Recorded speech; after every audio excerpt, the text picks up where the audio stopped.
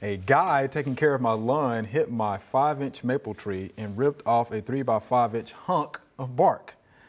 With a piece of bark missing, will I be able to save my maple tree? Tonya, I see you pondering that. What do you think about that? Possibly. The first thing I would do is go get a bag of mulch. Okay. And mulch the tree because it's going to prevent further damage from the lawnmower. Oh, okay. There you go. Okay. I'm following you. Keep them away from the tree. Yes, it will keep you and whoever is... Mulch correctly. Yes. Mulch Yeah, correctly. that's right. We're talking 2 to 3 inch layer, Yeah. not piled up around the trunk, but spread evenly around the tree. And that way it's a nice little circle. You don't have to worry about a weed eater getting next to it or a lawnmower getting next to it. What you don't want to do is spray over it, or the tree will heal itself in most instances. If not too much, if the cut wasn't too deep, the tree will usually heal itself.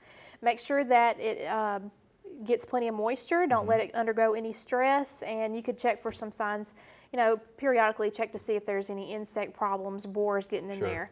But first thing you want to do is go mulch your young trees. Is that from experience? Yes. Yeah, okay. You sounded pretty adamant about that, but I do agree, Yeah. It's the old, weed eater blight. Yeah, weed eater blight, Weed eater exactly. blight of the lawnmower damage. Mr. D, anything to add to that? No. Well, I tell you, Tonya's been covering it today. I tell you. You got it. But, something I will say, too. Now, this is, 5-inch, okay.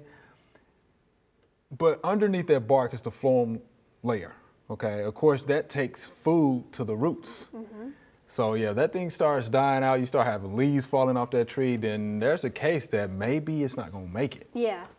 It's hard to say without a picture of it. It is. And without knowing how deep the cut is. And It is.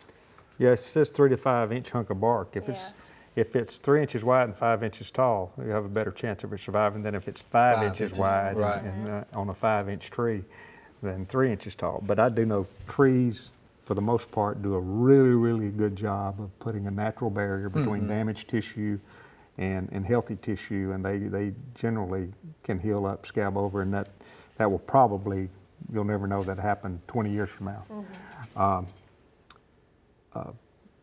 But one thing, you mentioned something, trees that are injured like that are stressed like that, do tend to attract secondary insects. Oh, yes, they do. And so do keep an eye on that, and you might have to hit it with an insecticide every once in a while if you see something getting in there, boars or something getting in there that ought not to be in there.